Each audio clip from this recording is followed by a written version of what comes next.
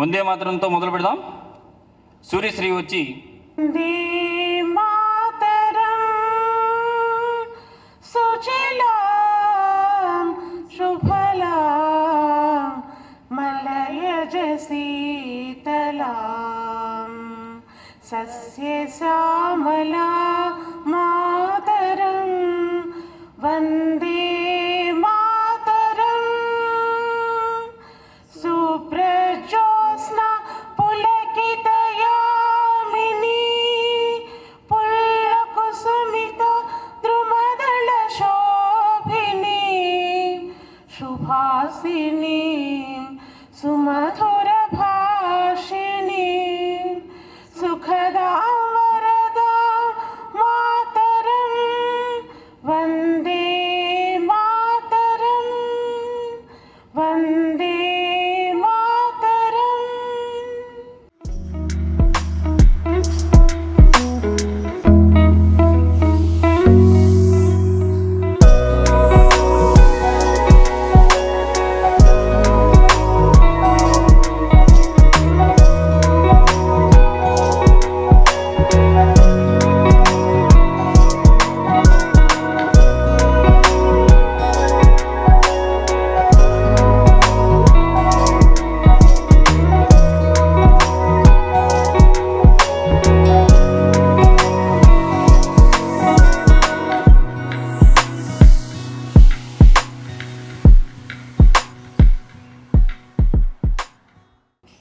సభా సరస్వతికి నమస్కారం.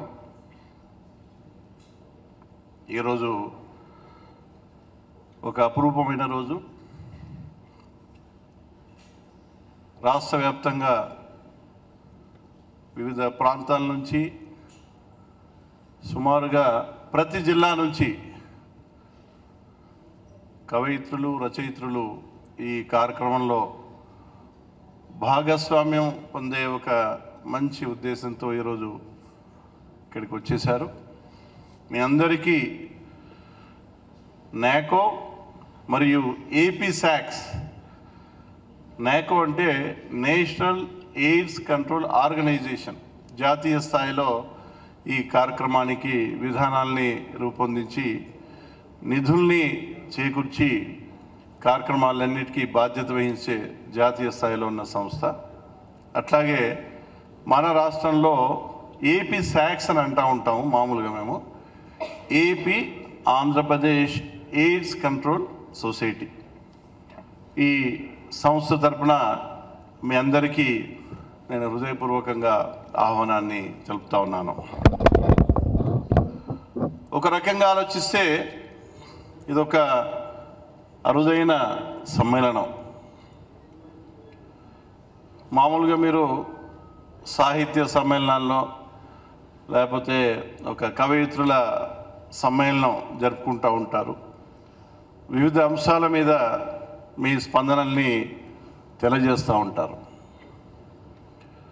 మీరందరూ ఇక్కడ వేదిక మీద కూర్చునే అర్హత కలిగిన వాళ్ళు.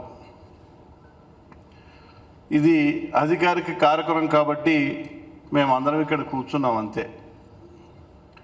మీ ప్రతి ఒక్కరికి, ఇక్కడికి వచ్చేసిన ప్రతి ఒక్కరికి నేను తల వంచి ప్రణామాన్ని తెలియజేస్తూ ఉన్నాను. మిమ్మల్ని చూస్తూ ఉంటే ఒక్కొక్కళ్ళు ఒక కావ్యంలా కనిపిస్తూ ఉన్నారు నాకు. సరస్వతియే జూబ్లీ హాల్కి దిగివచ్చి మన మధ్య ఇక్కడ ఉంది అన్న ఒక భావన నాకు కలుగుతూ ఉంది. ఈరోజు ఈ సమావేశం బహుశా తెలుగు సాహితీ ప్రస్థానంలో ఒక మహాప్రయోగం కాబోతుందని నాకున్న అచంచలమైన విశ్వాసం. ఇక్కడ మనకి రెండు సామాజిక వర్గాలకు సంబంధించిన వారు ఈ సమావేశంలో ఉన్నారు. ఒక సామాజిక వర్గం మౌలికంగా మీరందరూ స్త్రీలు. పురుషునికి ఏదైనా జ్ఞానాన్ని ఇస్తే అది పురుషుడికే పరిమితమైపోతుంది. స్త్రీకి గనక ఒక జ్ఞానాన్ని కానీ అవగాహన కానీ కలిగించగలిగితే వాళ్ళు తమ కుటుంబంలో ఉన్న సభ్యులకి తరతరాలకి ఈ జ్ఞానాన్ని అందించగలుగుతారు. అందుకే మన భాష అయినా కూడా మనం మాతృభాష అంటాం, లేకపోతే అమ్మ భాష అంటాం, నాన్న భాష అనము, లేకపోతే ఇంకే పదము మనం వాడము. అంటే వారసత్వంగా ఒక అంశాన్ని ముందు తరాలకు తీసుకుపోవాలంటే అది మీకే సాధ్యం. రెండవ సామాజిక వర్గం మీరందరూ రచయిత్రులు, కవయిత్రులు. అక్షరానికి ఉన్న శక్తిని గురించి మనం ఎక్కువగా మాట్లాడనక్కర్లే. ఒక అక్షరం లక్షల మెదళ్ళని కదిలిస్తుంది అంటారు. చరిత్ర కూడా రుజువు చేసింది. మీ పెన్నులే గన్నులుగా మారిన చరిత్ర మనం చూసాం. ఇంతకుముందే మనం వందే మాతరం విన్నాం. ఆ రోజు బంకించంద్ర చటర్జీ రాసిన వందే మాతరం దేశాన్ని మొత్తం పరుగులెత్తించింది. ఒక జనగణమన చాలు దేశాన్ని మొత్తం ఒక్క త్రాటిపై నిలిపింది. అది మీ రచనలకున్న శక్తి. ఈ శక్తిని ఒక సామాజిక అంశం కోసం, ఒక ప్రయోజనం కోసం వినియోగించుకున్నారనే ఒక పవిత్రమైన ఆశయంతో మేము ఈ కార్యక్రమాన్ని ఈరోజు ఏర్పాటు చేసుకున్నాం. ఈ అంశం పట్ల అవగాహన కలిగిద్దాం అన్నట్టంటే నాకు కాస్త ఎలాగో అనిపిస్తూ ఉంది. ఎందుకంటే మీరందరూ తెలియని వాళ్ళు అన్నట్టుగా భావన కూడా స్ఫురిస్తూ ఉంది. కానీ మనకు తెలిసిన అంశాల్ని మన అందరం పంచుకోవడానికి, మన అనుభవాల్ని పంచుకోవడానికి, మన అనుభూతుల్ని పంచుకోవడానికి, మన భావాల్ని పంచుకోవడానికి అందరం ఈ వేదిక మీదకి వచ్చామని మాత్రం నేను తెలియజేస్తూ ఉన్నాను. మరో ముఖ్యమైన కారణం కూడా ఉంది మిమ్మల్ని అందరికీ ఇక్కడ పిలవడానికి. మౌలికంగా స్త్రీలు ఏదైతే మనం హెచ్ఐవి ఎయిడ్స్ అంశం గురించి చర్చించదలుచుకున్నామో ఆ అంశం విషయంలో స్త్రీలు, చాలామంది స్త్రీలు సమిధలుగా మారుతున్నారు అన్నది ఒక వాస్తవం. స్త్రీలే కాదు, పుట్టబోయే చిన్నారులు కూడా సమిధలుగా ఈ అంశానికి బలవుతున్నారు. ఇది ప్రప్రథంగా మనం అందరం గుర్తుంచుకోవాలని చెప్పి కూడా నేను మీ అందరికీ తెలియజేస్తూ ఉన్నాను. ఈ మధ్య కాలంలో పరిశోధనలు జరుగుతూ ఉన్నాయి. సాహితీ వైద్యం అనే మాట కూడా ఎక్కడో వినిపిస్తూ ఉంది. మ్యూజిక్ థెరపీ, మ్యాగ్నెటో థెరపీ, అన్ని థెరపీల గురించి మాట్లాడుకుంటూ ఉన్నాం. అలోపతి వల్ల వచ్చే దుష్పరిణామాలని మనం ఎదుర్కోవడానికి చాలా రకాల మనం వైద్యాలని ఎంచుకుంటూ ఉన్నాం. ఎందుకంటే మనిషికి ప్రాణం కన్నా మించింది ఏం లేదు. ఏదైనా ఆలోచిస్తారు, ఏదైనా చేస్తారు. లిటరేచర్ కూడా ఆ శక్తి ఉంది అన్న పరిశోధనలు కూడా జరుగుతూ ఉన్నాయి. సరే, ఆ అంశం మన పరిధిలో లేదు. కానీ నేను మాత్రం విశ్వసించేది ఏంటంటే మీరు రాసే ఆ అక్షరాలే ఈ సమాజానికి ఒక ట్యాబ్లెట్స్ అనుకుంటాను నేను. మీరు రాయబోయే వాక్యాలే క్యాప్సూల్స్ అనుకుంటాను. మీరు రాయబోయే రచనలే ఇంజెక్షన్స్ అని నేను భావిస్తూ ఉన్నాను.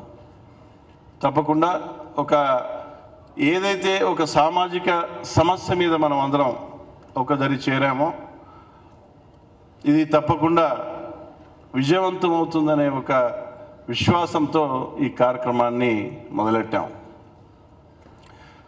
నిజానికి ఈ మహాప్రయోగానికి అంకురం ఒక స్త్రీ, మన మధ్యలో ఉన్న ఒక ధీర వనిత, అయినంపూడి లక్ష్మి. ఆమె గత మాసంలో నాతో ఒక మాట చెప్పింది. నాకు మంచి స్నేహితురాలు. ఏమైందంటే, సార్ మనం ఒక ప్రయోగం చేయొచ్చు కదా, ఒక 100 మందిచే కవితలు కానీ రచనలు కానీ చేసి ఒక పుస్తకంలాగా మన ముద్రణ చేస్తే సమాజానికి చాలా ఉపయోగపడుతుందన్న ఒక ఆలోచనకి అంకురం, ఒక తలపు ఆమె కలిగింది. అది ఒక సంకల్పంగా మారి అది ఏపీ శాక్స్ మరి ఆధ్వర్యంలో మా additional project director doctor Haimavathi గారు, అట్లాగే మా జాయింట్ డైరెక్టర్ బస్సు గారు కలిసి దానికి ఒక కార్యక్రమ రూపంలో ఒక 4 అంచెల కార్యక్రమాన్ని మేము ఇప్పుడు రూపొందించాం. ఈరోజు జరిగే వర్క్షాప్ అనంతరం ఈ అవగాహనతో మా ఉద్దేశంలో మీరు రాయగలరు, కానీ ఈ అంశం మీద సమాజంలో ఎన్నో అపోహలు, భ్రమలు, కొన్ని ఫాల్స్ నోషన్స్ కూడా ఉన్నాయి. అవన్నిటినీ మనం దూరం చేసుకోగలిగితే, సమాజానికి ఈ అంశం పట్ల ఏ రకంగా మీరు స్పందించి రాయగలిగితే అది ప్రయోజనం చేకూరుస్తుంది అన్న ఉద్దేశంతోనే మనం ఈ కార్యక్రమాన్ని ఏర్పాటు చేసుకున్నాం. ఈ సమావేశం తర్వాత మీ రచనల్ని కూడా తీసుకొని ఆ రచనల్ని కొంతమంది మీలో పెద్దవాళ్ళైన జడ్జిల ద్వారా ఎవాల్యుయేట్ చేయించి వాటిని గుర్తించి మంచి కవితలకి రచనలకి మనం ఒక గుర్తింపునిస్తూ అవార్డ్స్ ఇవ్వడమో ఏదో రకంగా ప్రోత్సాహం ఇవ్వడమో చేసి నవంబర్ 19వ తేదీ ఒక కవయిత్రుల సమ్మేళనం లేకపోతే రచయిత్రుల సమ్మేళనాన్ని ఏర్పాటు చేసి బాగా రాసిన కవితల్ని రచనల్ని ఆ రోజు కొన్ని వినిపించే కార్యక్రమం చేద్దామనే ఒక భావన ఉంది. చివరిగా ఈ సెలెక్టెడ్ పోయమ్స్ కానీ రచనలు కానీ స్టోరీస్ కానీ వాటన్నిటినీ ఒక సంకలన రూపంలో ముద్రించి వరల్డ్ ఎయిడ్స్ డే డిసెంబర్ మొదటి తేదీ ప్రతి సంవత్సరం చాలా పెద్ద ఎత్తున కార్యక్రమాన్ని నిర్వహిస్తాం. సో ఆ కార్యక్రమంలో ముద్రించిన పుస్తకాన్ని మనం రిలీజ్ చేసుకుందామనే ఒక అంచెలంచెలుగా రూపొందించిన కార్యక్రమం. ఇక్కడ ఈ కార్యక్రమంలో మనకు కొన్ని ఇంటరాక్టివ్ సెషన్స్ కూడా ఉండాలనే ఒక భావన నాకుంది. మా దగ్గర చాలామంది అధికారులు ఉన్నారు. ఈ అంశంలోని విభిన్న డైమెన్షన్స్ మీద మాట్లాడడానికి ఎక్స్పర్టైజ్ ఉంది, కానీ మనకున్న సమయం చాలా తక్కువ. నాకేమనిపిస్తూ ఉందంటే, ఈ కార్యక్రమం ఎలాగా నడిపిస్తామన్న ఒక ఆలోచన వచ్చినప్పుడు నేనే ఈ అంశం పట్ల నాకు తెలిసిన అంశాలని నాకో కానీ ఏపీ శాక్స్ కానీ ఈ అంశం పట్ల ఏం ఆలోచిస్తుంది, మాకున్న జ్ఞానం ఏంటి అనే అంశాన్ని నా ద్వారా కొంతసేపు మీకు తెలియజేసి ఈ అంశం స్పృశించిన కొంతమంది వ్యక్తులతో కూడా మనం కొంత మాట్లాడించి దాని తర్వాత మీ అనుమానాలు కానీ ఇంకేమైనా సలహాలు కానీ అభిప్రాయాలు కానీ లెక్కలోకి తీసుకొని ఒక ఇంటరాక్టివ్ సెషన్, మీకు ఎలాంటి అనుమానం లేకుండా ఏ అనుమానం ఉన్నా ఈ హాల్లోనే మనం నివృత్తి చేసుకొని ఒక స్పష్టమైన ఆలోచనలతోని భావనలతోని అనుభూతులతోని మనం ఈ రచనల్ని లేకపోతే పోయిమ్స్ని రాద్దామనే ఒక ఆశతో ఈ కార్యక్రమాన్ని నడిపిద్దాం. అతిథులు కనుక అనుమతి ఇస్తే యాజ్ ప్రాజెక్ట్ డైరెక్టర్ ఈ అంశాల గురించి కాసేపు నేను మాట్లాడాలనుకున్నాను. With you all your permission. ఇక్కడ ఉన్నారు, నాకు ఒక పుత్రిక ఉంది, ఆ వయసులో ఉన్న మహిళలు కూడా ఇక్కడ ఉన్నారు. ఈ హెచ్ఐవి ఎయిడ్స్ ఏదైతే మనం వాడుతూ ఉంటామో పదజాలంలో కూడా ఒక సమస్య ఉంది. ఈ మధ్య కాలంలో మేము ఎయిడ్స్ అనే పదాన్ని చాలా తక్కువగా వాడుతూ ఉన్నాం. దానికి బలమైన కారణం కూడా ఉంది. హెచ్ఐవి అనేది ఒక క్రిమి, ఒక వైరస్. అది మన శరీరంలో గనక ప్రవేశిస్తే, ఒక్కసారి ప్రవేశిస్తే దాని తర్వాత జీవితాంతం ఆ వ్యక్తి చనిపోయే వరకు ఆ క్రిమి ఆ వ్యక్తిలోనే ఉంటుంది. ఆ వ్యక్తి మరణించినప్పుడే ఆ క్రిమి కూడా చనిపోతుంది. ఇది ఒక వాస్తవం. మనకి ఇప్పుడు పోలియో విషయం విన్నాం, మనము టీబీ విషయం విన్నాము, లేకపోతే పోచమ్మ, స్మాల్ పాక్స్, ఇలాంటి ఎన్నో వ్యాధుల్ని మనం చూసాం. అవన్నీ వివిధ రకాలైన ప్రజారోగ్య సమస్యలు. వాటికి హెచ్ఐవికి ఉన్న ప్రధాన భేదం ఏంటంటే, ఏదైనా మనం ఉదాహరణకి మనం పోలియో ఆ సమస్యను కనుక పరిష్కారం చేయదలుచుకుంటే ఏం చేస్తాం? మనం శుభ్రత గురించి మాట్లాడతాం. మలేరియా గురించి మనం మాట్లాడినప్పుడు శుభ్రత, దోమలు లేకుండా చేసుకుంటాం. ఎందుకంటే దోమల ద్వారా ఆ క్రిమి మానవుని యొక్క శరీరంలోకి ప్రవేశిస్తుంది. ఈ హెచ్ఐవి మాత్రం దోమలు, ఈగలు వేటికి సంబంధం లేదు. దీనికి జీవితం మానవుని యొక్క శరీరం అంతే. ఉదాహరణకి మనం రక్తం గురించి మాట్లాడతాం. రక్తం ద్వారా కూడా ఈ క్రిమి ఇంకో వ్యక్తి శరీరంలోకి పోగలుగుతుంది. అందుకోసమే మనకు రక్తం అవసరమైనప్పుడు బ్లడ్ బ్యాంక్ వెళ్తాం. బ్లడ్ బ్యాంక్లో ఆ రక్తంలో ఈ క్రిమి లేని రక్తాన్ని మాత్రమే మనం ఇప్పుడు ఆసుపత్రిలో వాడుతూ ఉన్నాం. ఉదాహరణకి మన రక్తంలో ఆ క్రిమి ఉంది. ఆ రక్తం కనుక బయట చిల్లింది అనుకుందాం, కొన్ని సెకండ్స్ కూడా కాకముందే ఆ క్రిమి చనిపోతుంది, ఉండదు. అంటే ఆ క్రిమి వాతావరణంలో కూడా బతకలేదు, ఇంకా ఏ జీవి శరీరంలో కూడా బతకలేదు. అది జీవి యొక్క ప్రత్యేకత. అందుకోసం హెచ్ఐవి అంశం మాట్లాడినప్పుడు మనం మానవుల గురించే మాట్లాడాల్సింది, కానీ ఇంకా వేరే జంతువులు కానీ క్రిమి కీటకాల గురించి మాట్లాడే అవకాశం లేదు. వాతావరణం గురించి కూడా మాట్లాడడానికి అవకాశం లేదు.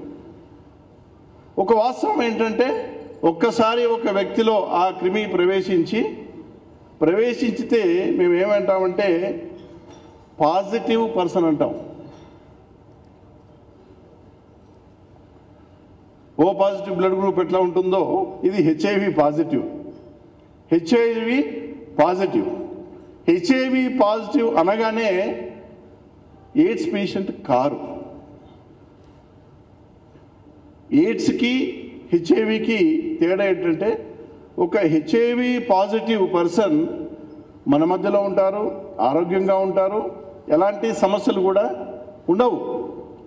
హెచ్ఐవి క్రిమి మన శరీరంలో ప్రవేశించి అది బాగా మల్టిప్లై తన సంతానాన్ని ఎన్నో తరాలు అభివృద్ధి చేసిన తర్వాత అదేం చేస్తుందంటే మన తెల్ల రక్త కణాలని నాశనం చేస్తూ ఉంది. So HIV per se is not a disease. HIV మన శరీరంలో ఉన్నంత మాత్రాన ఏ రోగం రాదు. అది బాగా బలోపేతమై మల్టిప్లై అయి తన సంతానాన్ని బాగా అభివృద్ధి చేసుకున్న తర్వాత కొన్ని సంవత్సరాలు పడుతుంది. దానికి 3, 5 సంవత్సరాల 7 సంవత్సరాల తెలియదు, ఆ వ్యక్తి యొక్క శరీరాన్ని పడుతుంది. అప్పుడు దాని నంబర్, దాని యొక్క సంఖ్య మన శరీరంలో ఎంత పెరిగిపోతుందంటే తెల్ల రక్త కణాల సంఖ్య చాలా తగ్గిపోతుంది శరీరంలో. ఏం జరుగుతుంది? తెల్ల రక్త కణాల సంఖ్య తగ్గిపోయినప్పుడు మనలో ఉన్న రోగ నిరోధక శక్తి తగ్గిపోతుంది. రోగ నిరోధక శక్తి తగ్గిపోయినప్పుడు అన్ని వ్యాధులు ఆ వ్యక్తిని ఆవహిస్తాయి. ఆ వ్యాధి ఒక స్కిన్ ప్రాబ్లమే కావచ్చు, లేకపోతే ఒక క్యాన్సరే కావచ్చు, టీబీ కావచ్చు. చాలా వరకు హెచ్ఐవి పాజిటివ్ పర్సన్స్ టీబీ వల్ల చనిపోతారు. 50-60% మంది హెచ్ఐవి పాజిటివ్ పర్సన్స్ దేని కారణంగా చనిపోతారు? టీబీ వల్ల చనిపోతారు. వీటన్నిటినీ అవకాశ వ్యాధులని అంటాం మేము. ఒక టీబీ కానీ, ఒక స్కిన్ డిసీజ్ కానీ, ఇంకేదైనా క్యాన్సర్ కానీ, అన్ని శరీరంలో ఏ రోగాలు రావాలో, బ్యాక్టీరియాతో కానీ, వైరస్ కానీ, ఫంగస్ కానీ, ఏ క్రిమితోనైనా వచ్చే వ్యాధులు అప్పుడు ఆ వ్యక్తిని ఆవహించి ఆ వ్యక్తిలో ఉన్న రోగ నిరోధక శక్తిని పూర్తిగా నాశనం చేసే ప్రయత్నం జరిగినప్పుడు, రోగ నిరోధక శక్తి చాలా తక్కువ స్థాయిలో ఉన్నప్పుడు అప్పుడు ఎయిడ్స్ అనే స్థాయి వస్తుందన్నమాట. అంటే ఎయిడ్స్ అంటే ఒక లక్షణాల సమూహం. ఏం లక్షణాలు? రోగ లక్షణాల సమూహం. ఆ రోగ లక్షణాలు ఎలా వస్తాయి? రోగ నిరోధక శక్తి తగ్గినందున. హెచ్ఐవి పాజిటివ్ కాగానే మేము ఏఆర్టీ మందులను ఇస్తాం. మామూలుగా ఎవరైనా హెచ్ఐవి పాజిటివ్ వ్యక్తులుగా ఉంటే మేము మందులు ఇస్తాం. వాళ్ళ జీవిత కాలాన్ని పొడిగిస్తాం.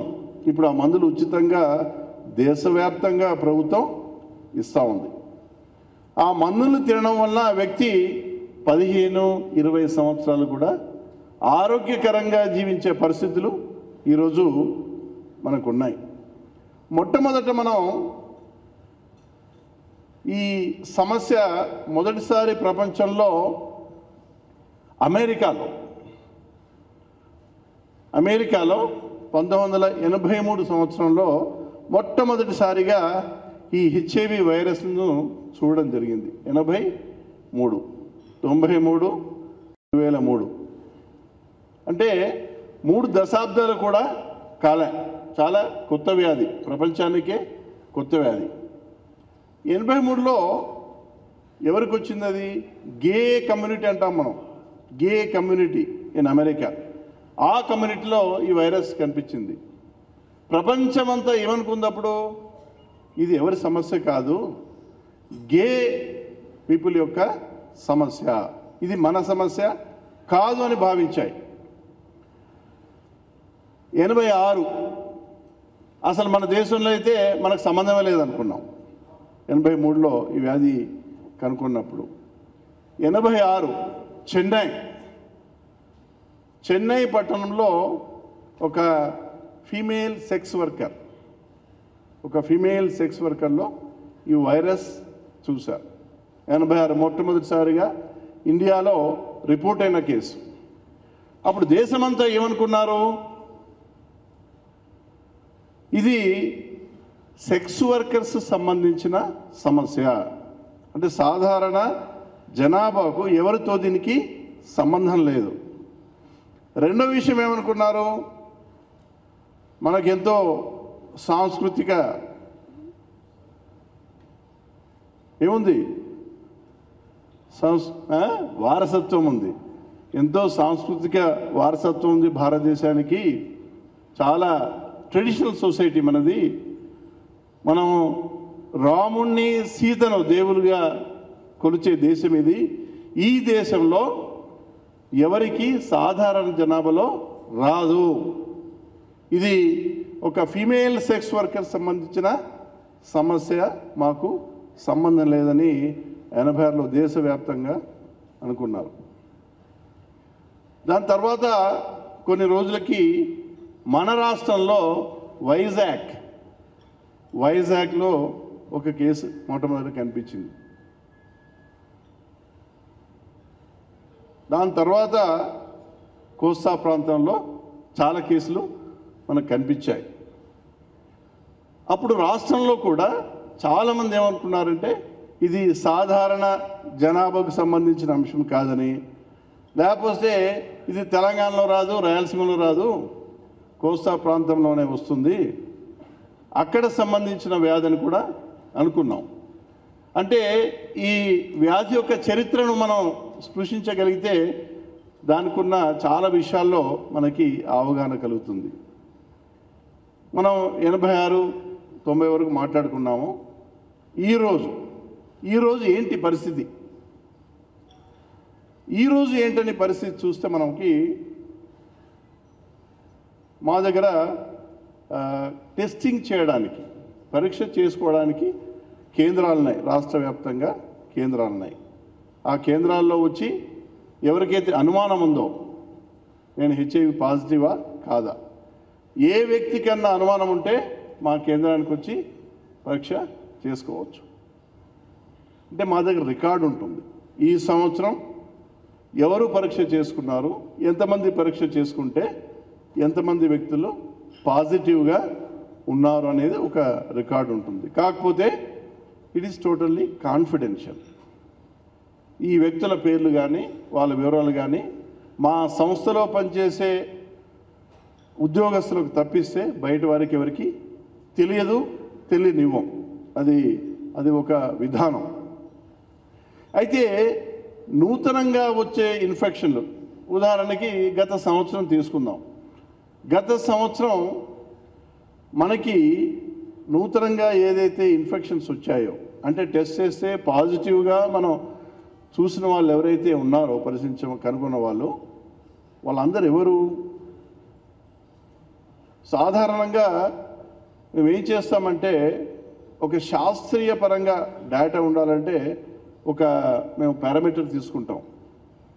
ఎవరైతే గర్భిణీ స్త్రీలు ఉన్నారో ఆ గర్భిణీ స్త్రీలని రాష్ట్ర వ్యాప్తంగా కొన్ని కేంద్రాల్లో మామూలుగా గర్భిణీ స్త్రీలు హెమోగ్లోబిన్ కోసం లేకపోతే షుగర్ ఉందని 3వ మాసంలో రిజిస్ట్రేషన్ చేసుకున్నప్పుడు తప్పకుండా పరీక్షల్ని చేస్తారు. షుగర్ ఉందా అని చేస్తారు, బీపీ చూస్తారు, హెమోగ్లోబిన్ ఎంత ఉంది, రక్తం తక్కువ ఉందా, ఇలాంటి విషయాల్లో తప్పనిసరిగా పరీక్షలు జరుగుతాయి. ఆ పరీక్షలతో పాటు ఒక శాంపుల్ కేంద్రానికి పంపించి హెచ్ఐవి పాజిటివ్ అవునా కాదా కూడా పరీక్షల్ని చేస్తూ ఉంటాం. ఈ కొత్తగా వచ్చే ఇన్ఫెక్షన్స్ మనం మాట్లాడుతున్నప్పుడు మన రాష్ట్రంలో ఉన్న గర్భిణీ స్త్రీలను ర్యాండమ్గా ఇలాగా మేము పరీక్షలు జరిపినప్పుడు ఇప్పుడు వచ్చే ఫలితం ఏంటంటే 95% ఏదైతే పాజిటివిటీ ఉందో వారు మామూలు జనాభా. వాళ్ళు ఫీమేల్ సెక్స్ వర్కర్స్ కాదు, ఇంకే కేటగిరీ కాదు, మామూలుగా సాధారణ జనాభా, మామూలుగా జీవించే సామాన్య మానవులు. అంటే 80sలో మన దేశం సమస్య కాదనుకున్నాము, మన రాష్ట్రం సమస్య కాదనుకున్నాము.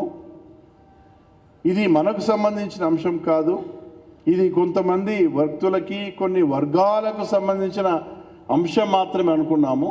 కానీ ఈరోజున్న వాస్తవం ఏంటంటే ఇది సాధారణ జనాభాకి సంబంధించిన అంశం. ఒక వాస్తవం ఏంటంటే ఇది మొదలయ్యింది వీరితోనే, సెక్స్ వర్కర్స్తోనే మొదలైంది, లేకపోతే ఎంఎస్ఎంస్తోనే మొదలైంది. ఎవరైతే డ్రగ్స్ తీసుకుంటారో, ఇంజెక్టబుల్ డ్రగ్స్ ఎవరైతే తీసుకుంటారో అటువంటి వారితోనే మొదలైంది. వారిని మేము హై రిస్క్ గ్రూప్స్ అంటాం. అంటే ఎక్కువ అవకాశం ఉందన్నమాట అటువంటి వాళ్ళు హెచ్ఐవి ఉండడానికి. కానీ అటువంటి వారి నుంచి over a period of time రాను సాధారణ జనంలోకి వెళ్ళిపోయింది. ఈరోజు పరిస్థితి ఇప్పుడు ఈ కేటగిరీస్ ఎవరైతే నేను హై రిస్క్ గ్రూప్స్ అన్నానో వాళ్ళు చాలా తగ్గిపోయింది. ఇప్పుడు 10 సంవత్సరాల కింద ఎంత ఉందో ఆ స్థాయిలో లేదు. ఎందుకంటే ఈ ప్రత్యేకమైన వర్గాలలో వచ్చే అవకాశం ఎక్కువ ఉందని చెప్పి మేము ప్రత్యేకమైన కార్యక్రమాలని అమలు చేశాం. కొన్ని స్వచ్ఛంద సంస్థల ద్వారా ఈ వర్గాల వారికి మేము ఏం చేస్తామంటే ప్రతి 3 మాసాలకు ఒకసారి వారికి ఆరోగ్య పరీక్ష చేస్తాం. వారికి ఏదైనా సుఖవ్యాధులు కానీ ఇలాంటి సమస్యలు ఉంటే మందులు ఇచ్చి ట్రీట్మెంట్ ఇస్తాం. ప్రతి 6 మాసాలకు ఒకసారి హెచ్ఐవి పాజిటివ్ అవునా కాదా అనే పరీక్ష చేస్తాం. ఒకవేళ హెచ్ఐవి పాజిటివ్ అయితే ఇమీడియట్గా వారికి మందుల్ని ఇవ్వడం జరుగుతుంది. ఈ కార్యక్రమం అమలు చేయడం వలన ఈ హై రిస్క్ గ్రూప్స్ వీరికే సంబంధించిన అంశమని ఇంతకాలం ఏదైతే మనం అనుకుంటా ఉన్నామో వారిలో రాను రాను చాలా వరకు తగ్గిపోయింది. కొత్తగా వచ్చే ఈ ఇన్ఫెక్షన్స్ అన్నీ సాధారణ జనాభాలోనే కనిపిస్తూ ఉంది. వలసపోయే గ్రామాలు ప్రాంతాలు చాలా ఎక్కువ మనకి. ఈరోజు వలసలు మామూలే. వలసలంటే ఏదో పాలమూరు జిల్లా గురించి మాట్లాడుకోలేక్కర్లే. ఇక్కడున్న చాలామంది ఎక్కడెక్కడో ఏదో జిల్లాలకు సంబంధించిన వాళ్ళు ఇక్కడ వచ్చి మనం సెటిల్ అయినాం. ఒక గ్రామాన్ని నుంచి దగ్గర ఉన్న పట్టణానికి వెళ్తాం. ఆ పట్టణం నుంచి జిల్లా హెడ్ క్వార్టర్స్కి వెళ్తారు. జిల్లా హెడ్ క్వార్టర్ నుంచి రాజధానికి వస్తారు. కొంతమంది గల్ఫ్కి వెళ్తారు. కొంతమందికి వేరే వేరే ఆఫ్రికన్ కంట్రీస్కి వెళ్తారు. ఇలాగా వలసలు చాలా పెరిగిపోయినాయి సమాజంలో. వలసలు పెరగడమే కాకుండా కుటుంబాల నుంచి దూరంగా ఉండే పరిస్థితులు, కుటుంబాల నుంచి వ్యక్తులు దూరంగా ఉండే పరిస్థితులు కూడా వాటి పీరియడ్ పెరిగింది.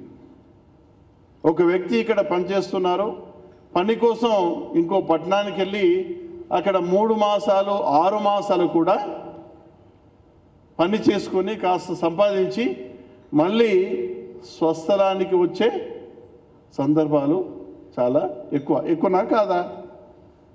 గల్ఫ్కి వెళ్తూ ఉన్నారు గ్రామాల్లో. ఒకరు సంవత్సరం 2 సంవత్సరాలు 3 సంవత్సరాలు వెళ్తారు.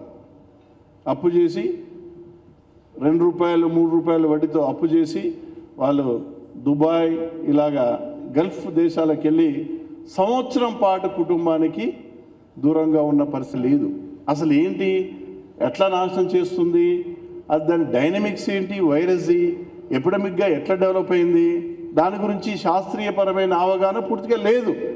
90sలో మెల్లిమెల్లిగా మనకి రీసెర్చ్తో పాటు ఆలస్యంగా చాలా విషయాలు, చాలా అపోహలు మనలో ఉన్నాయన్నీ వెలుగులోకి వచ్చాయి.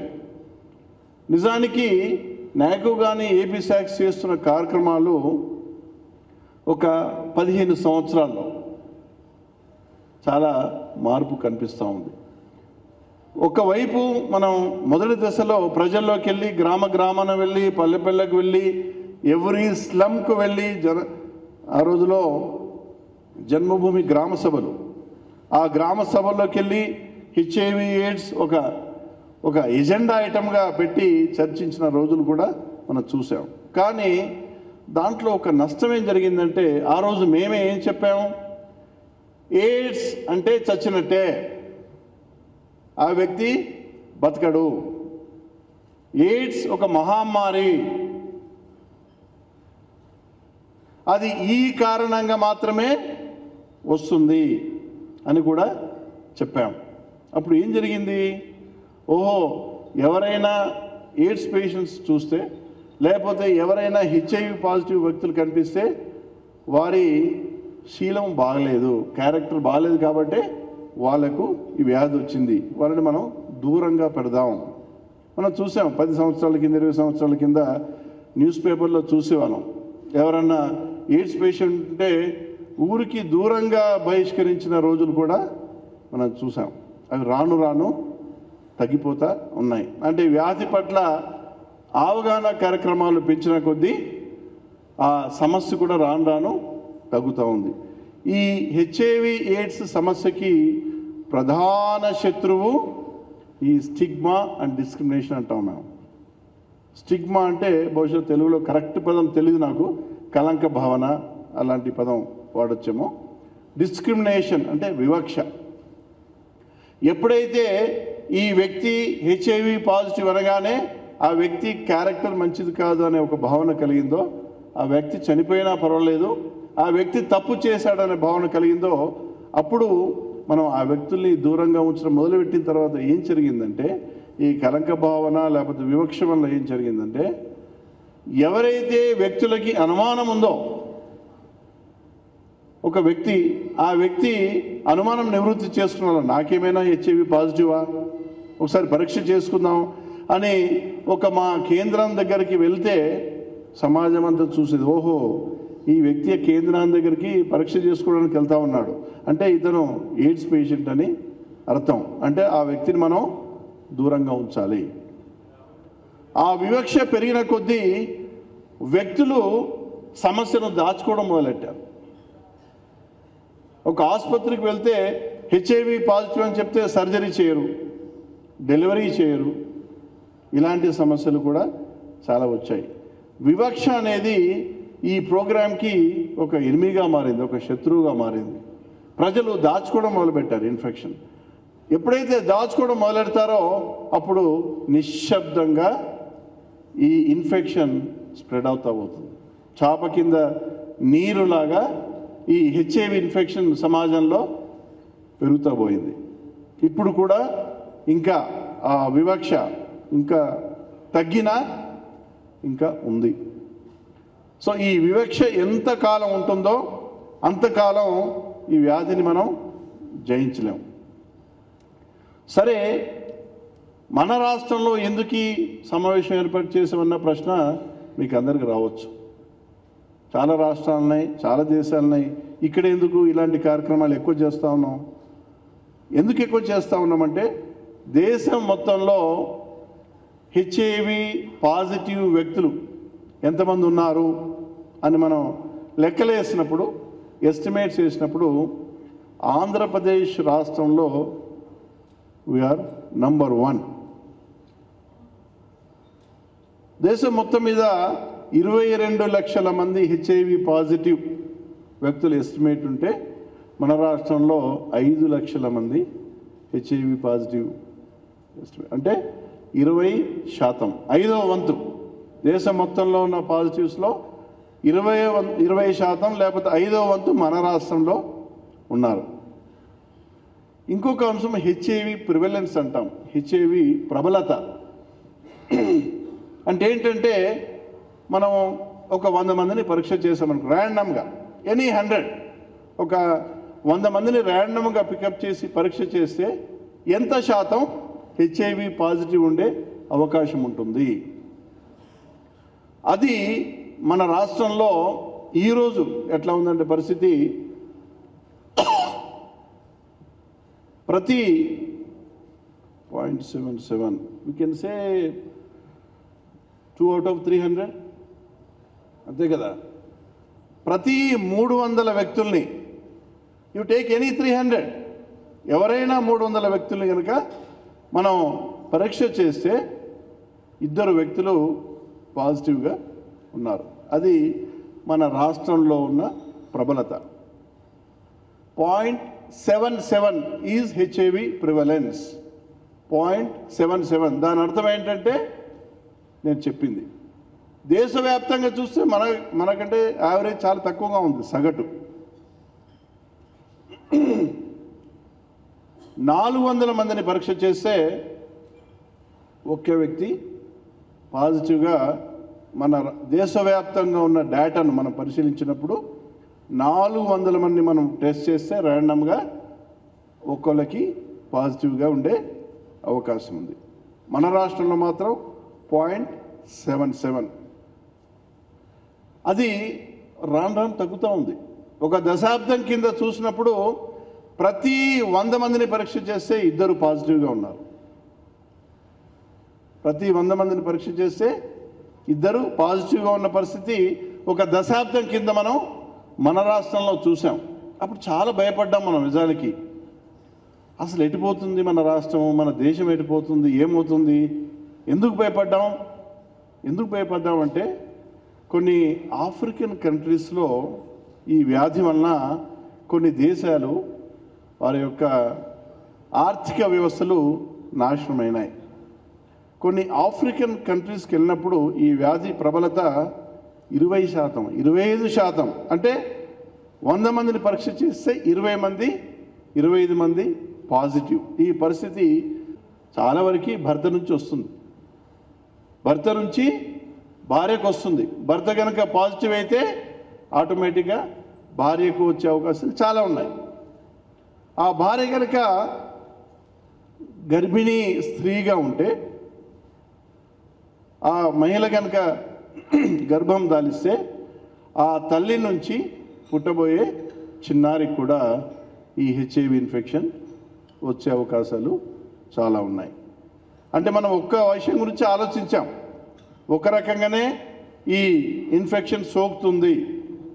శృంగారానికి సమస్యకి చాలా సంబంధం ఉంది, లైంగిక సంబంధాలకి సమస్యకు చాలా అవినాభావ సంబంధం ఉందని మనం కనుక్కున్న తర్వాత మరో కొన్ని అంశాలు మనం అర్థం చేసుకోవాల్సిన అవసరం ఉంది. అదేంటంటే భర్త నుంచి భార్యకి వెళ్తుంది, భార్య నుంచి పుట్టబోయే చిన్నారికి కూడా వెళ్తుంది. ఇప్పుడున్న జనాభాలో మనకి ఇప్పుడు 5 లక్షల HIV పాజిటివ్ పాపులేషన్ అనుకుంటే దాంట్లో మహిళలు ఎంతమంది ఉంటారంటే 40% ఉంటారు.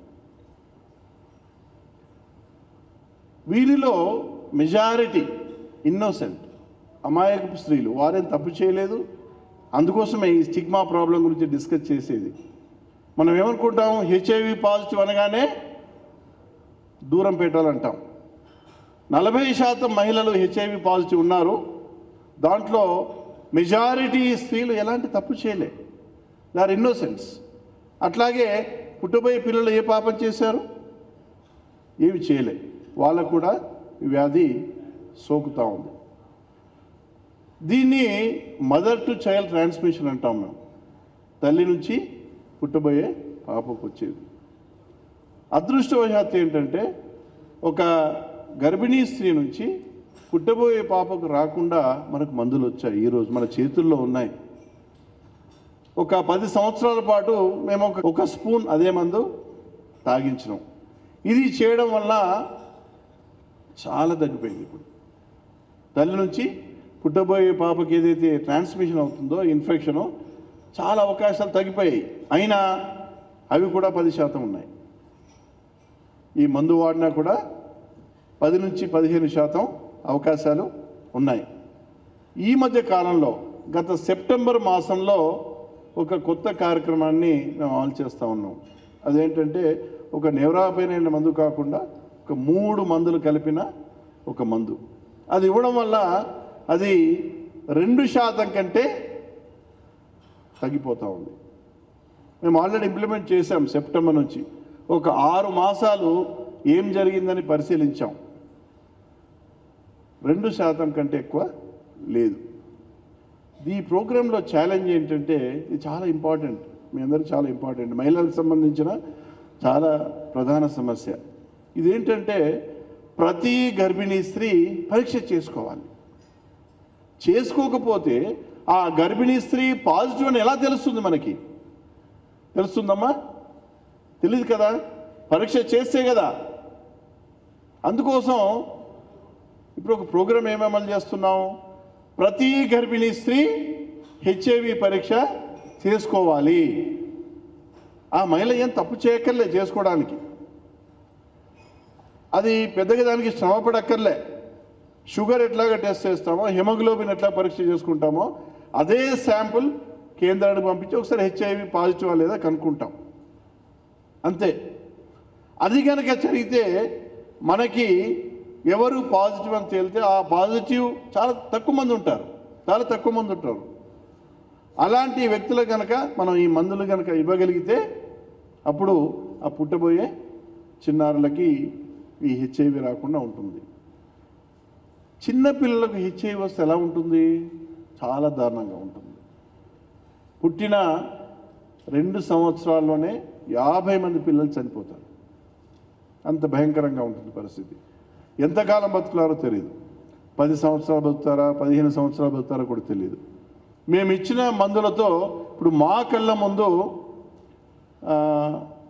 గ్రాడ్యుయేషన్ చేస్తున్న పిల్లలు ఇంకా మన సమాజంలో ఉన్నారు. HIV పాజిటివ్ పిల్లలు వాళ్ళు గ్రాడ్యుయేషన్ చేస్తూ ఉన్నారు. కానీ మందుల సాయంతో వాళ్ళు జీవిస్తూ ఉన్నారు. ఎంతకాలం బతుకుతున్నారో తెలీదు. అంటే మన ముందు లేవు, కొత్త సమస్య ఇది. ఎన్నో శతాబ్దాల నుంచి ఉన్న సమస్య కాదు, కొత్త వ్యాధి. ఆ వయస్సు కంటే దాటిన వాళ్ళు కూడా మనకు తెలియదు. ఎవరైతే చిన్నారులు పాజిటివ్ అని తెలిసిందో వాళ్ళకి మేము మందులను ఇస్తూ ఉన్నాం, వారి జీవిత కాలాన్ని పొడిగిస్తూ ఉన్నాం. మామూలుగా ఉన్న వ్యక్తులు ఎంతకాలం పొడిగించే అవకాశం ఉంది? 15-20 సంవత్సరాలు కూడా వాళ్ళు ఆరోగ్యకరంగా బతికే అవకాశం ఉంది. అందుకోసం ఈ మధ్య కాలంలో మేము మహమ్మారి, ఎయిడ్స్ వస్తే చచ్చిపోయినట్టే అని ఎక్కడ నేను చెప్పట్లే. ఏం చెప్తా ఉన్నాం? ఇది షుగర్ వస్తే డయాబెటీస్, ఒక వ్యక్తికి వస్తే జీవితాంతం ఉంటుంది. జీవితాంతం మందులు తింటాం, రోజు ట్యాబ్లెట్స్ అనేది తింటాం, లేకపోతే ఇన్సులిన్ ఇంజెక్షన్ అయినా తీసుకుంటాం. బట్ జీవితాంతం ఉంటుంది అది. ఒక్కసారి మొదలైతే డయాబెటీస్, హైపర్ టెన్షన్, బీపీ, అది కనుక ఒక వ్యక్తికి వస్తే అది కూడా జీవితాంతం ఉంటుంది, ట్యాబ్లెట్స్ తింటాం. అలాగే హెచ్ఐవి వ్యాధి కూడా అన్న ఒక కార్యక్రమాన్ని కూడా మేము ఒక ప్రచారం కూడా చేయడం మొదలెట్టాం. ఎందుకంటే ఈ వివక్ష సమస్య తగ్గడానికి నిజానికి అంత సులభం కాదు. ఆ వ్యక్తికి సమస్యలు ఉంటాయి, మందులు తింటారు, ఆ మందులు తింటే కొన్ని సైడ్ ఎఫెక్ట్స్ వస్తాయి, అంత ఈజీ కాదు. అయినా అది అలాగా పోల్చిస్తే మనకి వివక్ష తగ్గే అవకాశం ఉందని చెప్పి ఇప్పుడు ఎక్కువగా మేము ఎయిడ్స్ అనే పదాన్ని కూడా వాడడం తగ్గించేసాం. ఎయిడ్స్ అనే పదానికి వివక్షకి ఏదో అక్కడ మన సైకిలో ఎక్కడో లింక్ ఉంది. స్టిగ్మా, ఎయిడ్స్ అనగానే చాలా బక్కగా ఉంటారు, నల్లగా ఉంటారు, వెయిట్ అంతా పడిపోయి ఉంటుంది, ఇక చచ్చిపోతారు అనే ఒక విజువలైజేషన్ మన మైండ్లో ఉంది. ఎయిడ్స్ అనగానే ఆ వ్యక్తి లీన్గా నల్లగా ఉంటారు. It's a common man's perception of AIDS patient. But all HIV positive population are not AIDS patients, they are normal human beings. మనతో పాటు జీవించే, ఆరోగ్యకరంగా జీవించే వ్యక్తులు. వాళ్ళు మందు తీసుకోవడం వల్ల 20 ఏళ్ళు కూడా బతుకుతూ ఉన్నారు. ఇప్పుడు 45-50 సంవత్సరాలు ఉండి, వయస్సు ఉండి మన మధ్య జీవిస్తున్న పాజిటివ్స్ ఉన్నారు. వారందరూ కూడా ఒక కార్యక్రమం చేస్తారు. వాళ్ళు ఏం చేస్తారు, జిల్లా స్థాయిలో నెట్వర్క్ పెట్టుకున్నారు. ఎవరైతే పాజిటివ్ ఉంటారో, ఇంతకుముందు వాళ్ళు దాపరికంగా ఉండేది, రహస్యంగా ఉంచుకునేది స్టేటస్, అట్లా లేదు. వాళ్ళు ఇలా మీటింగ్స్కి వస్తూ ఉన్నారు, ఎస్ నేను పాజిటివ్, చూడండి చాలా ఆరోగ్యకరంగా ఉన్నాను, నేను ఇంకా మందులు కూడా తినడం లేదు. మందులు ఎప్పుడు ఇస్తారంటే ఆ రోగ నిరోధక వ్యవస్థ బాగా తగ్గినప్పుడు. దానికి టెక్నికల్గా ఏంటంటే CD4 కౌంట్ అంటాం. ఒకసారి హెచ్ఐవి పాజిటివ్ అయితే మేము మా ఏఆర్టీ సెంటర్లో రిజిస్ట్రేషన్ చేసి CD4 ఎంత ఉందని చూస్తాం, కౌంట్, బీపీ లాగా, షుగర్ లాగా. 350 కంటే తగ్గితే అప్పుడు మందులు ఇవ్వడం మొదలెడతాం. అంతవరకు 400, 500, 600 CD4 కౌంట్ ఉంటే మందులు ఇవ్వం. మామూలుగా వాళ్ళు ఆరోగ్యకరంగా ఉంటారు, ఏం సమస్యలు కూడా ఉండవు. మన CD4 కౌంట్ 1500, 1000, 200 అట్లా ఉంటుంది మన నార్మల్ హెల్దీ హ్యూమన్ బీయింగ్స్. అంటే అది రోగ నిరోధక వ్యవస్థ ఎంతవరకు నాశనమైంది అనేదానికి ఒక యాడ్స్టిక్, ఒక పారామీటర్. కారు, వాళ్ళు మన మధ్య నివసించే ఆరోగ్యకరంగా ఉండే మనుషులు అన్న వాస్తవాన్ని మనం ప్రజలకి చెప్పాల్సిన అవసరం ఉంది. వస్తూ ఉంది మీలాంటి వాళ్ళు అనుకుంటే పూర్తిగా వచ్చేస్తుంది, మీ చేతుల్లో ఉంది. అందుకోసం అంటే ఇది ఒక సంక్లిష్టమైన సమస్య. ఇదేదో హోర్డింగ్ పెడితేనో, అడ్వర్టైజ్మెంట్ ఇస్తేనో, టీవీలో 1 నిమిషం యాడ్ ఇస్తే అర్థం కాదు. దీని మీద చర్చ జరగాలి. అందుకోసం ఏమన్నారు అప్పుడు 20 సంవత్సరాల కింద, నిశ్శబ్దాన్ని ఛేదించండి అన్నారు. అంతే, ఏమనలే. హెచ్ఐవి ఎట్లా రాకుండా పోతుందంటే టాక్ ఎయిడ్స్, స్టాప్ ఎయిడ్స్ అన్నారు. మీరు మాట్లాడితే చాలు పోతుంది అంటారు. మాట్లాడితే ఎందుకు పోతుంది? మాట్లాడితే వీళ్ళు అండర్స్టాండ్, అవగాహన కలుగుతుంది. అసలు ఎట్లా వస్తుంది, ఇది ఎట్లా రాదు, ముట్టుకుంటే వస్తుందా? రాదు. ఓన్లీ 4 కారణాల వస్తుంది. లైంగిక కారణాల వల్ల వస్తుంది, లేకపోతే మదర్ నుంచి చైల్డ్కి వస్తుంది, లేకపోతే బ్లడ్ ద్వారా వస్తుంది, లేకపోతే ఇంజెక్షన్స్ తీసుకుంటే, ఈ 4 మార్గాల ద్వారానే వస్తుంది. ఇంకా ఏ రకంగానూ వ్యాధి రాదు అన్న అంశాన్ని మనం అవగాహన కలిగించిన తర్వాత వివక్ష రాను తగ్గుతూ ఉంది. ఈ mother to child infection control చేయడం మన చేతుల్లో ఉంది. ప్రతి గర్భిణీ స్త్రీ తప్పనిసరిగా పరీక్ష చేసుకోవాలి. షుగర్తో పాటు, హిమోగ్లోబిన్తో పాటు పరీక్ష చేసుకోవాలి అన్న అంశాన్ని మనం మహిళల్లో తీసుకోవాల్సిన అవసరం కూడా చాలా ఉంది. అట్లాగే గ్రహిస్తారు. మా ప్రోగ్రాం ఏంటి, మేము ఏం చేస్తాము? 2 మేము చేసేది. హెచ్ఐవి గురించి అవగాహన కలిగిస్తే ఆ వ్యక్తికి హెచ్ఐవి రాకుండా ఉంటుంది. నేను చెప్పేది ఒకటే, హెచ్ఐవి మీకు రాకుండా ఉండాలంటే ఏం చేయాలి? అది మీ చేతుల్లో ఉంది. నిర్లక్ష్యం చేయకండి.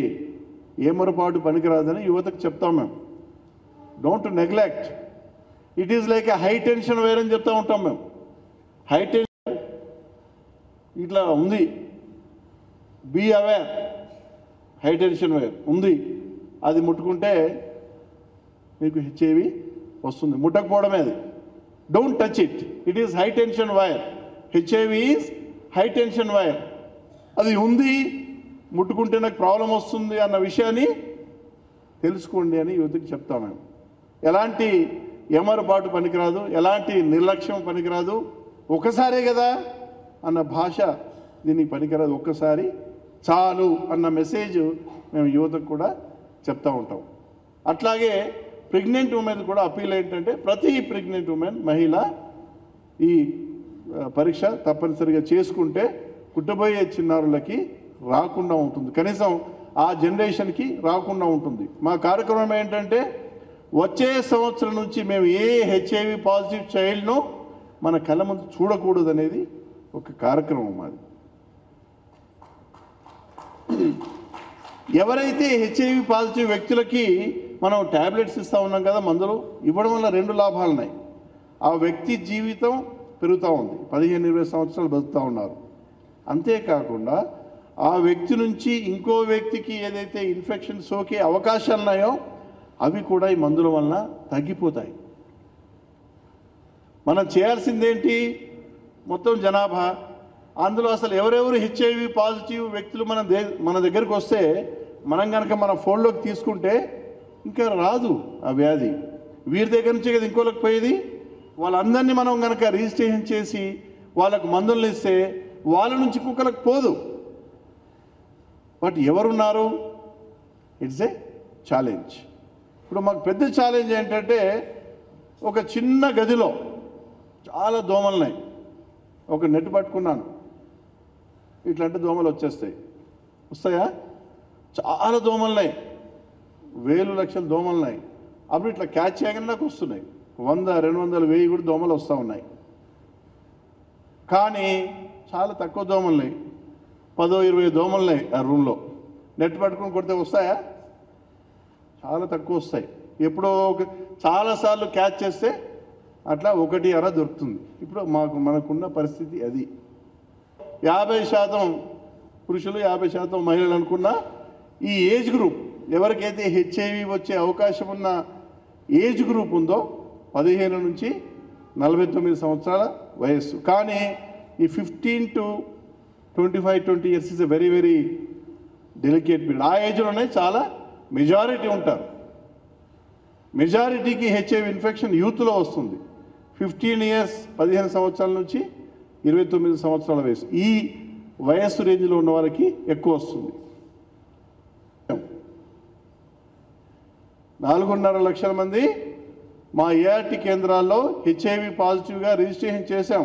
వాళ్ళ పేరు వివరాలు కూడా మా దగ్గర ఉన్నాయి, ఎవరికి చెప్పకపోయినా. కానీ చాలామంది వ్యక్తులు మన సమాజంలో మన చుట్టే ఉన్నారు. కొంతమంది పరీక్ష చేసుకోలేదు, కొందరు పరీక్ష చేయడానికి భయపడతా ఉన్నారు. నేను కేంద్రానికి వెళ్తే అందరూ ఏమంటారో అని. భార్య భయపడతా ఉంది, భర్త భయపడతా ఉంది, టెన్షన్లో ఉన్నారు. అనుమానం ఉంది కానీ పరీక్ష చేసుకోవాలంటే భయం. ఇప్పుడు ఇలాగా జీవితం 15 సంవత్సరాలు 20 సంవత్సరాలు ఆరోగ్యకరంగా బతకచ్చు అన్న మెసేజ్ పోయిందనుకోండి వీళ్ళందరికీ. పోతే ఏముంది, పరీక్ష చేసుకున్నా పర్వాలేదు, 15-20 సంవత్సరాలు బతకచ్చు కదా అన్న ఒక బతుకు మీద ఆశ. మన ఉద్దేశం అదొకటి. ఎవరైతే హెచ్ఐవి పాజిటివ్ వ్యక్తులు ఉన్నారో వారికి బతుకు మీద మనం ఆశ కలిగించాలి. వాళ్ళని మనతో పాటు సమానంగా ట్రీట్ చేయాలి. వాళ్ళని ఎంత దూరంగా పెడితే సమాజంలో ఈ సమస్య ఎలాగా ఉంటుంది, అది ఎవరినైనా తాకచ్చు, మన పిల్లల్నే తాకచ్చు. It can touch anybody. ఎవరు దీనికి ఎక్సెప్షన్ కాదు. ఇది సాధారణ జనాభాలో ఉంది. మనం ఏదైతే నమ్మకం గురించి మాట్లాడతామో నమ్మకమే కొంతవరకు సమస్య. ఇంకో వ్యక్తిని మనం నమ్ముతాం, కానీ ఆ నమ్మకమే ఈ వ్యాధికి సంబంధించిన ఒక సమస్య. చాలా సంక్లిష్టమైన, చాలా సున్నితమైన సమస్య. ఓకే, మనం ఏం చేద్దామంటే కొంత ఇంటరాక్టివ్ సెషన్ ఉంటుంది. అప్పుడు క్వశ్చన్ ఆన్సర్లు అన్నీ మీరు అడగవచ్చు. మీ ప్రశ్నలకు సమాధానం చెప్పే వరకు మేము ఎటు వెళ్ళాం మేము భావిస్తూ ఉంటాం. వారి గురించి చెప్పాలంటే కారుణ్యం, మంచి కారుణ్యం, షీ రిప్రజెంట్స్ కారుణ్యం. చాలా నిర్మలమైన మనస్సు, పవిత్రమైన హృదయం.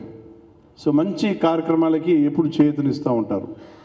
ఆమెకి సినీ ఫీల్డ్లో ఎన్నో అవకాశాలు ఉండే, చాలా డబ్బులు సంపాదించుకునే అవకాశాలు ఉండే, అవన్నీ ఛేదించి ఎప్పుడు సామాజిక సేవా కార్యక్రమాల గురించే ఆమె ఎక్కువ సమయాన్ని ఇస్తారు. వారు ప్రత్యేకంగా ఒక మహిళ అమెరికాలో పియా సర్కార్ అని, షీఈ్ ఎ ప్రొఫెసర్, ఒక యూనివర్సిటీలో ప్రొఫెసర్. మనం మ్యాజిక్ సర్కార్ గురించి విన్నాం కదా, పిసి సర్కార్ మన కంట్రీలో టాప్ మ్యాజిషియన్. వారి యొక్క మనమరాలు పియా సర్కార్ అని, ఆమె అమెరికాలో ఒక యూనివర్సిటీలో ప్రొఫెసరు. ఆమె అమల గారు కలిసి మన పాఠశాలలో చదివే విద్యార్థులు 8, 9, 10 మనం అడోలెసెంట్ ఏజ్ అంటాం. అడోలెసెంట్స్ తెలుగులో ఏంటి? అడోలెసెంట్, కౌమార దశలో ఉన్న పిల్లలకి హెచ్ఐవి మీద అవగాహన కలిగించడానికి ఒక ఎనిమేషన్ సిడి తయారు చేసి ప్రతి స్కూల్కి దాని కాపీస్ని ఇచ్చారు. దాంట్లో మన సెలబ్రిటీస్ యొక్క వాయిస్లు పెట్టారన్నమాట ఆ ఎనిమేషన్లో. అట్లాగే మిగతా రాష్ట్రాల్లో దేశవ్యాప్తంగా ఇప్పుడు హిందీలో చేయడానికి అమితాబ్ బచ్చన్ గారు ముందుకు వచ్చారు. తమిళనాడులో ఒక సెలబ్రిటీ, కర్ణాటకలో ఫేమస్ సెలబ్రిటీస్. ఇలాగా వీరందరూ వాయిస్ ఇచ్చి ఒక సీడీని రూపొందించి పాఠశాలలో వీరు ఆ సీడీస్ని డిస్ట్రిబ్యూట్ చేయడం జరిగింది. దానివల్ల ఆ వయస్సులో ఉన్న, కౌమార వయస్సులో ఉన్న విద్యార్థులకి అవగాహన కలిగించడానికి.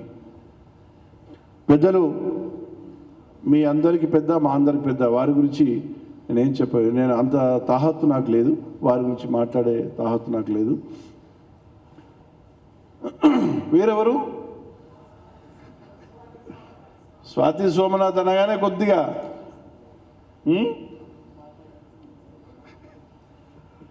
అంటే ఒక స్వతంత్ర భావాలు కలిగిన మహిళ, తాను నమ్మిన విషయాన్ని ఎవరికి భయపడకుండా ఆమె కార్యక్రమం అందరికి తెలుసుంటుంది. కూచిపూడిలో కామసూత్ర, అసలు కామసూత్ర ఏంటి, కూచిపూడి ఏంటి, చా అనే రోజుల్లో ఆమె కూచిపూడి, కామసూత్ర 2 అంశాలని జోడించి ఒక విప్లవం, కూచిపూడిలో ఒక విప్లవమైన అంశం.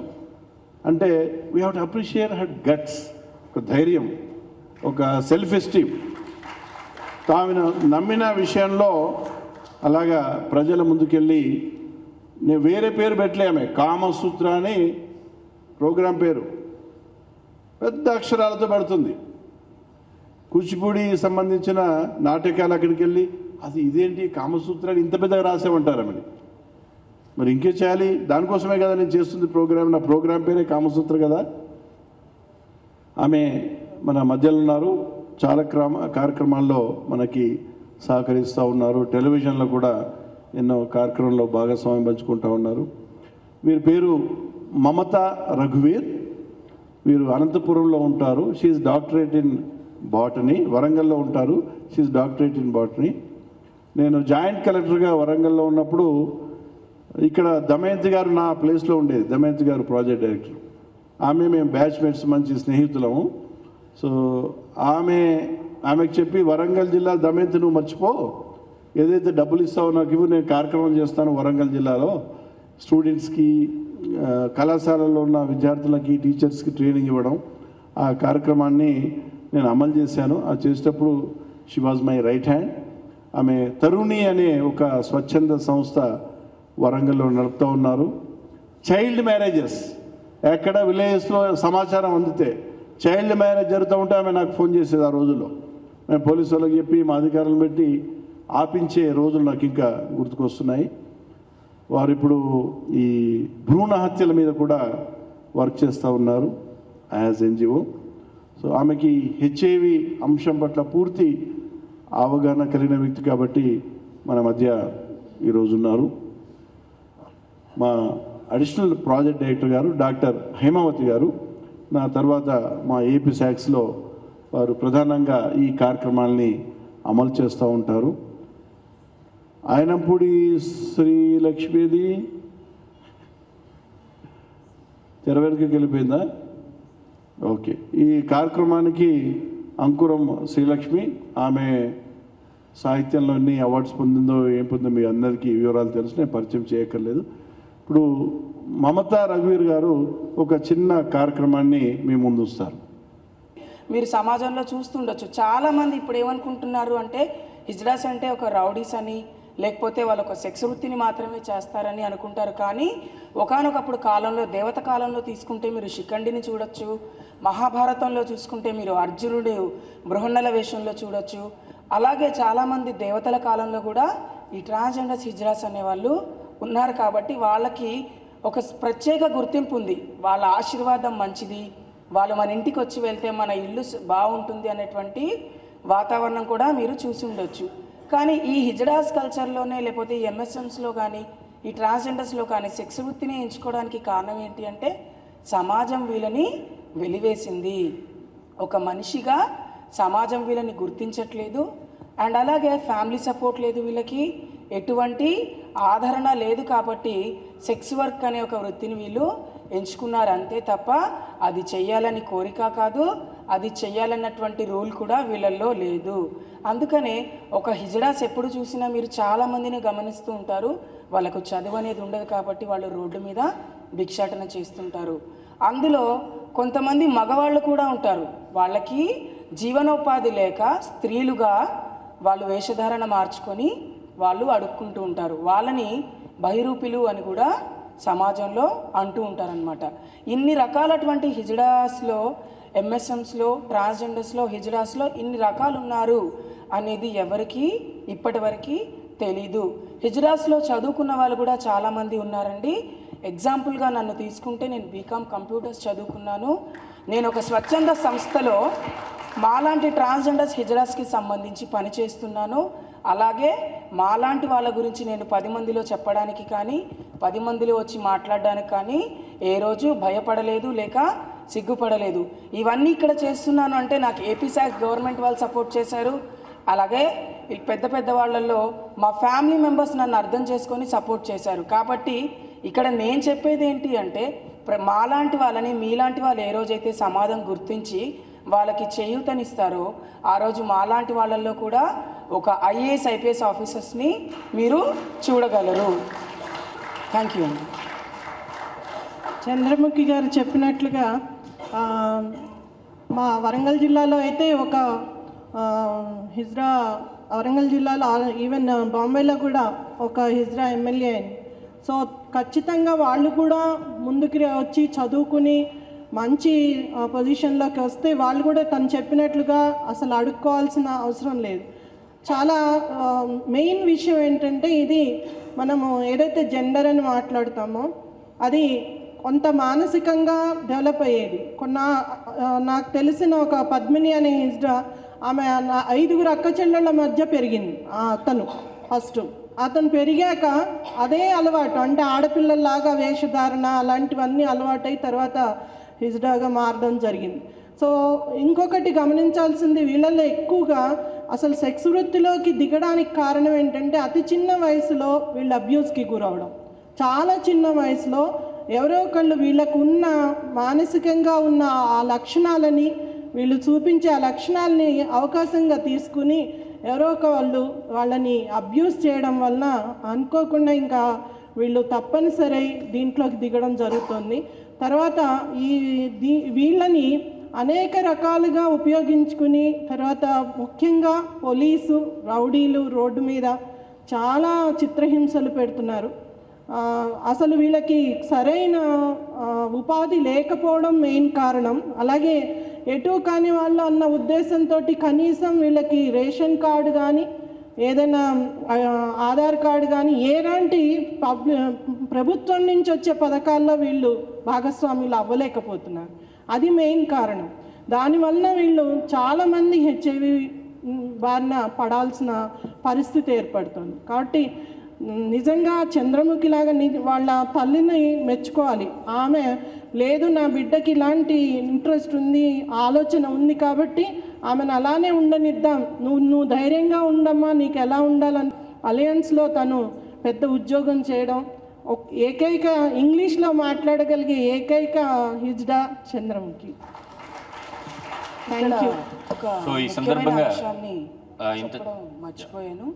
ఈరోజు మేము ఇంతమంది కూడా మేము ఒక హిజ్డాస్ అంటూ ఒక ట్రాన్స్జెండర్స్ అంటూ ఈ వెలుగులోకి వస్తున్నాము అంటే దానికి ముఖ్యంగా ఏపీ సాక్స్కి మేము థ్యాంక్స్ చెప్పుకుంటున్నామండి మా యొక్క సంస్థ తరఫు నుంచి. ఎందుకంటే ఒక హెచ్ఐవి అనేటువంటి ఒక కోణంలో వీళ్ళు కూడా ఉన్నారు, ఈ సమాజంలో వీళ్ళు కూడా ఒక భాగంగా ఉన్నారు అన్నటువంటి ఉద్దేశంతో మమ్మల్ని వాళ్ళు అడాప్ట్ చేసుకున్నారు. అంటే దత్తతగా తీసుకొని మా మంచి చెడులు చూస్తూ మాకంటూ కొన్ని సిబిఓస్ని ఏర్పాటు చేసి మాకు హెచ్ఐవి పట్ల పూర్తిగా అవగాహన కలిగించడం వల్ల మేము 95% మా కమ్యూనిటీ వాళ్ళకి హెచ్ఐవి రాకుండా కాపాడేటువంటి చర్యలు మేము తీసుకోవడం జరుగుతుంది. అదంతా ఏపీ సాక్స్ గవర్నమెంట్ అండ్ పెహచాన్ అనేటువంటి ఒక సంస్థని ఏపీ సాక్స్ వాళ్ళు ఎంకరేజ్ చేయటం వల్ల ఈరోజు మా కమ్యూనిటీ మీ ముందు మాట్లాడగలుగుతున్నారండి. Thank you. సో ఇంత చక్కనైనటువంటి తన భావాలను ఇంత ధైర్యంగా మన ముందు షేర్ చేసుకున్నటువంటి చంద్రముఖి, చంద్రుడికో నీలిపోగు చందంగా చంద్రముఖి చిన్న సత్కారం. మంచి డాన్సర్ మేడం చంద్రముఖి. తను ఒక ట్రూప్ నడుపుతుంది, అందరూ వినియోగించుకుంటున్నారు సొసైటీకి. సో ప్రభుత్వ పరంగానే కాకుండా అది వ్యక్తిగతంగా కూడా తన సేవల్ని రచనల ద్వారా అందిస్తున్నారు. సరే, మనం ఇప్పటిదాకా డిఫరెంట్ పీపుల్ని కలిసాము. మనలో ఉంటూనే ఇందాక సార్ చెప్పినట్లుగా మరి మన రాష్ట్రంలోనే 5 లక్షల మంది హెచ్ఐవి పాజిటివ్ వాళ్ళు ఉన్నారు. అంటే మనలో ఉంటూనే వాళ్ళకి హెచ్ఐవి ఉంది అనేది కూడా తెలియదు మనకి. అంత చక్కగా వాళ్ళు ఆరోగ్యంగా ఉంటూ అనేక ఉద్యోగాలు కానీ అనేక ఉపాధులు కానీ చేసుకుంటూ చాలా ఆరోగ్యంగా సంతోషంగా బతుకుతున్న వాళ్ళు ఉన్నారు. కానీ వీళ్ళలో ఒకటి ఏంటంటే ఇవాళ రేపు సమస్య ఏంటంటే వీళ్ళకి వచ్చే వ్యాధులకి ట్రీట్ చేసే డాక్టర్లు చెబితే వాళ్ళు ట్రీట్ చేయడానికి ముందు రాకపోవడం కొంత సమస్య. అలాగే చాలామంది వరకు ఇంట్లో ఫ్యామిలీకి కానీ వాళ్ళ స్టేటస్ చెప్పకుండా బతుకుతున్న వాళ్ళు ఉన్నారు. ఎందుకంటే స్టేటస్ తెలిస్తే మేము పాజిటివ్ అని తెలిస్తే ఇంట్లో వాళ్ళే వివక్ష చూపించే అవకాశాలు చాలా ఉన్నాయి. ఆ భయం కూడా వీళ్ళని పీడిస్తూ ఉంటుంది. కాబట్టి ఇలాంటివి ప్రాబ్లమ్స్ ఉన్నాయి. ముందుగా ఈ సభ నిర్వహిస్తున్న ఎయిడ్స్ కంట్రోల్ నాకో మరి ఎయిడ్స్ కంట్రోల్ సొసైటీ సంస్థ వారికి మా నమస్కారములు. పెద్దలు మరి ఇక్కడ కవులు, రచయితలు వీరందరికీ మా యొక్క నమస్కారములు. నేను ఒక హెచ్ఐవి పాజిటివ్. మీకు మేము చెప్పదలుచుకుంది ఏంటంటే మీ కవితల ద్వారా మీరు ఒక బాధ్యత వల్ల సామాజికంగా ఆర్థికంగా మీకు బాగా తెలిసిన వారు ఆడవారు, కానీ మీ కవితల ద్వారా మీ ఒక బాధ్యతను మా తెలపాలని మీ నుంచి మేము కోరుతున్నాము. మీరేం చేస్తున్నారో చెప్పండి. నేను గత 5 సంవత్సరాల నుంచి నాతోటి వ్యక్తులకు వాళ్ళకు సంబంధించి హెల్త్ పరంగా కానీ వాళ్ళకు పిల్లలకు ఏదైనా విద్యా పరంగా కానీ వాళ్ళకు హాస్టల్లో చదివించడము, భర్త లేని వాళ్ళకు ఏపీ సాక్షి వాళ్ళ సాయంతో వాళ్ళని హాస్టళ్లను ఎన్జిఓ చేర్పించడము, వాళ్ళకు ఎప్పుడన్నా సిక్ అయినప్పుడు హాస్పిటల్కి తీసుకెళ్ళడం అలాంటి పని చేస్తుంటాం మేము. అసలు ఆశ్చర్యపోవచ్చు మనం నిజంగా వీళ్ళ హెచ్ఐవి ఉందా అని. ఎందుకంటే నేను దాదాపు 2000 సంవత్సరంలో మొదలుపెట్టినప్పటి నుంచి ఇప్పుడు కూడా చాలా యాక్టివ్గా ఈ సిబిఓస్తో పనిచేస్తూ అనేక మందిని ఈ వ్యాధి నుంచి బారిన పడిన వాళ్ళని ఎక్కువ జీవితకాలం బతికేటట్లుగా చేస్తున్నందున్నారు. వాళ్ళల్లో మనలోనే వాళ్ళు మళ్ళీ పెళ్ళిళ్ళు కూడా చేసుకుని పిల్లల్ని కన్నవాళ్ళు ఉన్నారు. అలానే పాజిటివ్ వ్యక్తులనే పెళ్లి చేసుకుని నెగిటివ్ పిల్లల్ని కన్నవాళ్ళు ఉన్నారు. సో ఇలాగా అనేక రకాలుగా అలాంటి వాళ్ళకి ధైర్యం చెప్తూ పనిచేస్తున్న వీళ్ళందరికీ కూడా మనము చేతులెత్తి నమస్కరించాలి. సో కృష్ణ గారికి చిరు సత్కారం.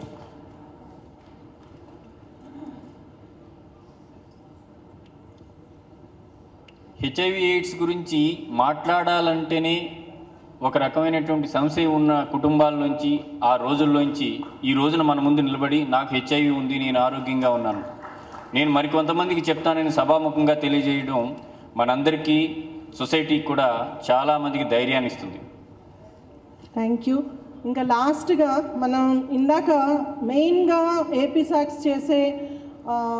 ఇచ్చే సర్వీసెస్లో గర్భిణీ స్త్రీలను గురించి చెప్పారు సారు.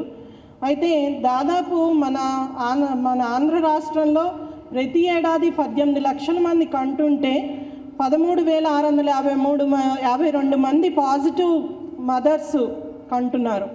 వాళ్ళందరికీ కూడా ట్రీట్మెంట్ ఇప్పించకపోతే దాదాపు 4,000 మంది పిల్లలు పాజిటివ్గా వచ్చే అవకాశం ఉంటుంది. సో అలాంటి వాళ్ళకి పీపీటీసీటీల ద్వారా అనేక రకాలుగా వాళ్ళకి సేవలు అందిస్తూ వీళ్ళల్లో తప్పనిసరిగా ఇన్స్టిట్యూషనల్ డెలివరీ అంటే హాస్పిటల్లో డెలివరీ అయ్యేటట్లు చూస్తున్నారు.